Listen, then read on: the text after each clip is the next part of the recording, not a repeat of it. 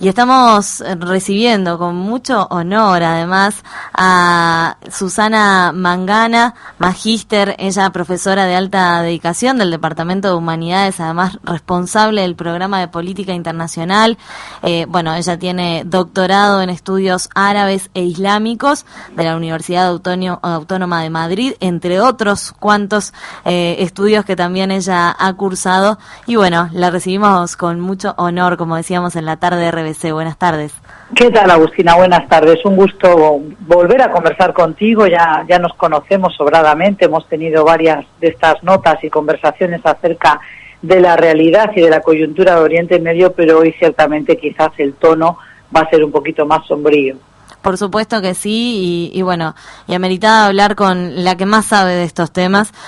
porque hay que empezar como a entender qué es lo que está sucediendo. Me parece que ese sería como el inicio de todo esto, ¿no? ¿Qué es lo que sucede con Estados Unidos, Irak, Irán? Y nos dirás tú qué más está involucrado allí.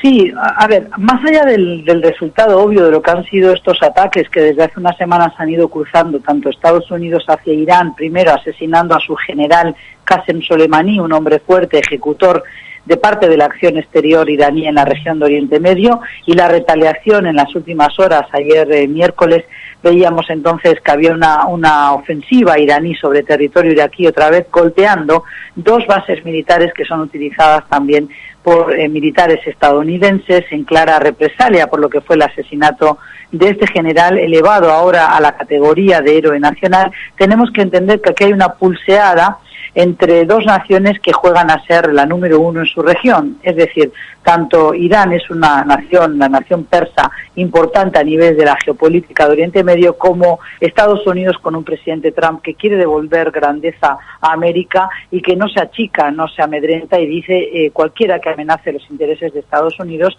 va a haber una represalia. Y sigue siendo la potencia militar número uno en el mundo, con lo cual es muy grave lo que está sucediendo, porque esta escalada de tensiones, Agustina, puede derivar en otro tipo de conflictos o puede dar alas a otros grupos que aprovechan ese río revuelto para seguir ejerciendo violencia, para seguir también atacando intereses occidentales. Entonces, yo creo que hacen bien las cancillerías europeas, pero también países como China, Rusia, el propio organismo multilateral de Naciones Unidas, en exigir a ambas partes mesura, pero sobre todo a Donald Trump, que no siga atacando, que no siga escalando esas tensiones, para que de esa forma se pueda negociar o se pueda ver de qué manera volver a una suerte de tensa calma en un país, sobre todo también como Irak, vecino de Irán, que por estas horas está siendo utilizada por ambas naciones, la estadounidense y la iraní, como un territorio, un tablero de ajedrez donde dirimir sus disputas. ¿Cuál es el interés que hay de fondo atrás de todo esto? Mira, lo obvio es decir que es el petróleo, pero no, yo creo que va mucho más allá. Es decir, hay un encono, una suerte de imaginario colectivo estadounidense que ya ha hecho de Irán el culpable. Es decir, desde 1979, el año en que se gestó la revolución islámica de Irán y se derrocó al régimen del último emperador Reza Pahlaví, yo creo que la relación entre Estados Unidos e Irán no mejoró, sino que estuvo bajo mínimos durante mucho tiempo, y después fue de alguna manera retomándose entre bambalinas, pero nunca abiertamente. Y cuando Obama, el antecesor de Trump, firma ese acuerdo o ese pacto nuclear en Viena en 2015, esto molestó muchísimo a Trump, que entiende que Irán sigue siendo un enemigo tanto para Estados Unidos y sus intereses en la región, como para Israel, un fuerte aliado de la Casa Blanca, y también para Arabia Saudí, que por estas horas con la administración Trump ha renovado esa especie de relación bilateral, sobre todo porque Arabia Saudí compra muchísimo armamento a Estados Unidos. Con lo cual, lo que hay por detrás de estos ataques es una suerte de pulseada, pero también es una forma de Trump de obligar a Irán a renegociar los acuerdos de ese plan nuclear, porque estaba totalmente insatisfecho con lo que había firmado Obama, no solo a nivel de Oriente Medio. Recordemos que también enfrió mucho la relación con Cuba, algo que había venido con el deshielo iniciado por su antecesor Obama. Y hablando justamente de estas acciones de Trump, ¿de alguna manera esto que está sucediendo es clave para las próximas elecciones que va a tener el país estadounidense? Sí, sospechas bien, Agustina. Yo creo que mi lectura también me hace pensar que este ataque sorpresivo de principios de enero de parte de Donald Trump tiene que ver también con mostrar músculo, mostrarse como un hombre fuerte, un hombre líder,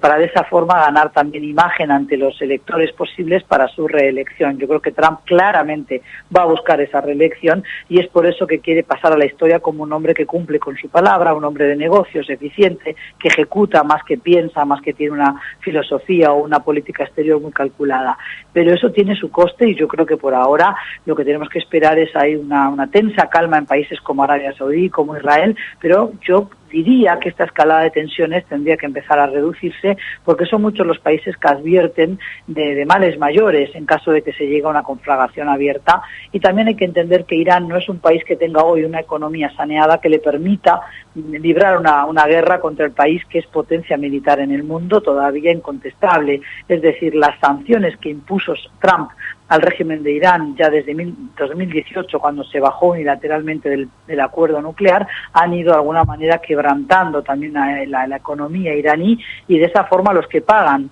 los platos rotos de las sanciones son siempre el pueblo iraní, que muchos de ellos hoy están embanderados atrás de Irán por el tema del asesinato de Soleimani, pero claramente también hay disidentes, también hay discrepancias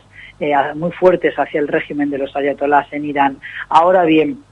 yo creo que cabe sospechar que todavía veremos que hay unos días de mucha ansiedad, de mucha tensión en Oriente Medio, porque países como Kuwait, como Arabia Saudí, también están expectantes de lo que pueda hacer el régimen de Irán. ¿Cuántos años lleva este bloqueo de Irán? Bueno, el bloqueo sí, o sea, las sanciones a Irán ya vienen de muy atrás, ¿verdad? Recordemos que fue sancionado por distintos países, no solo Estados Unidos, sino también algunos de la Unión Europea, también el Organismo Internacional de Energía Atómica también ya alertó en su momento de que Irán estaba quebrantando esos pactos firmados anteriormente. Ahora bien, las sanciones más importantes las viene sufriendo desde el 2018, desde que Trump decidiera retirarse unilateralmente del pacto nuclear.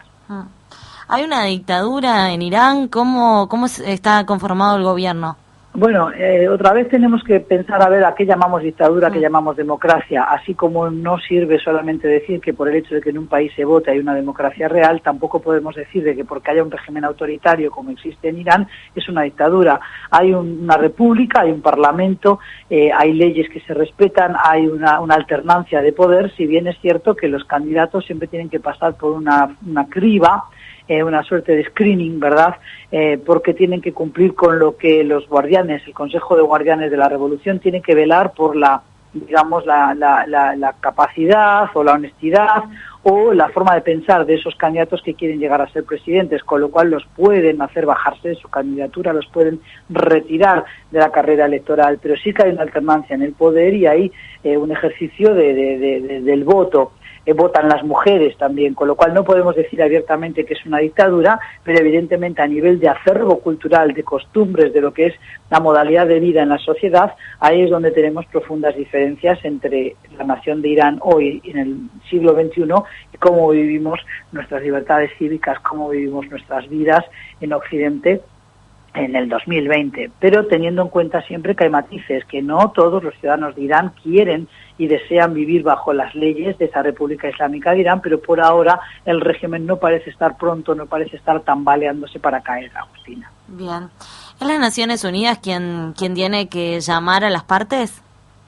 Bueno, no solo Naciones Unidas, yo creo que también todos los países que entienden qué está en juego allí en Oriente Medio están muy preocupados y, como dije antes, el propio Putin, pero también China han pedido mesura, han pedido que Trump desescale la situación, pero también seguramente por estas horas veamos otro tipo de contactos frenéticos. Este viernes hay una reunión de los ministros de Relaciones Exteriores de la Unión Europea que va a ser importante también ver qué tipo de declaración van a tener al final de dicha reunión, con lo cual yo creo que las presiones van a venir de múltiples lugares, incluida la India, que es un país que importa muchísimo petróleo de la región del Golfo Pérsico, a la cual no le interesa llevarse mal con Irán, pero tampoco puede ponerse de la vereda de enfrente de Estados Unidos, porque también necesita de los buenos oficios de Estados Unidos para de resolver el capítulo de Pakistán, un país vecino con el que tiene fuertes diferendos a raíz de lo que es el conflicto todavía sin resolver de Cachemira. Como ves, entonces hay siempre intereses geoestratégicos que obligan a las naciones a tomar posición por un bando o por el otro, o incluso a veces a querer jugar la baza de la neutralidad, porque necesitan del buen relacionamiento con ambas naciones. También a propósito de quienes se expresaron hace unos minutos, hace un rato nada más, Cancillería uruguaya también ha expresado un comunicado a propósito de esto que está sucediendo y en esta tensión en Medio Oriente. Dice que es un grave riesgo para la paz. También desde acá, desde nuestro país, se expresan a propósito. Sin duda, o sea, todos los países que intentan de alguna manera ver las cosas con paños fríos están pidiendo a las dos naciones que desescalen, que realmente negocien o que de alguna forma terminen ahí con las represalias, porque si no es una espiral de violencia que puede desparramarse por Oriente Medio, donde además tenemos próximos al régimen de Irán. Es decir, no sería una guerra convencional, sino que sería a través de guerrillas, a través de fuerzas también de choque que han sido generadas, financiadas y entrenadas justamente por el brazo ejecutor de esa acción estéril, que era la Brigada Quds o la Brigada Jerusalén, comandada por el general asesinado Soleimani. También quien se expresó en el día de hoy, que era una palabra que se buscaba ayer, sobre todo en la noche, cuando se vivían horas de tensión, es el presidente de Estados Unidos, que de alguna manera le hace ver o le advierte a Irán el poderío militar que tiene Estados Unidos, pero no le declara la guerra abiertamente. Es como que, le muestra lo que hay, ¿verdad? Exactamente, o sea, las palabras últimas de Trump parecieran intentar esbozar a una suerte de vamos a dejarlo aquí porque ya hemos demostrado que nosotros somos la potencia número uno, no más causado bajas, es decir, más allá de que las primeras noticias daban cuenta de la muerte de 80 personas, no sabemos de qué nacionalidad en esas dos bases atacadas ayer por Irán en Irak, pero claramente Estados Unidos va a decir que no hubo bajas o no hubo heridos graves, porque también intentaba de esa forma decir no me puedes arañar, no me puedes hacer daño, es parte de la retórica belicista, pero yo creo que ambas naciones harían bien en bajar la pelota al piso, en reducir esas tensiones, porque como vemos es una grave amenaza para la paz mundial. En estas palabras de Trump, ¿le habla al mundo o le habla a los estadounidenses? Y bueno, yo creo que en parte le habla sobre todo a los internos, es decir, él también tiene críticas, no solo por el juicio político que enfrenta, impeachment, sino también Nancy Pelosi, por ejemplo, desde el Senado, muy críticas también algunas voces que habían sido consejeros de Obama en la administración anterior y que dicen que el atentado o el ataque perpetrado en territorio iraquí la semana pasada por parte de Trump fue una declaración de guerra. Por tanto, yo creo que primero que nada habla para los propios y después le recuerda a sus adversarios, no solo a Irán, sino a Corea del Norte y a otros, que no se puede amenazar a Estados Unidos, y también es un mensaje muy claro para sus aliados, Arabia Saudí e Israel, como diciendo, ustedes pueden confiar en nosotros porque somos creíbles, porque podemos disuadir al otro de lanzar un ataque, porque tenemos la capacidad de reaccionar.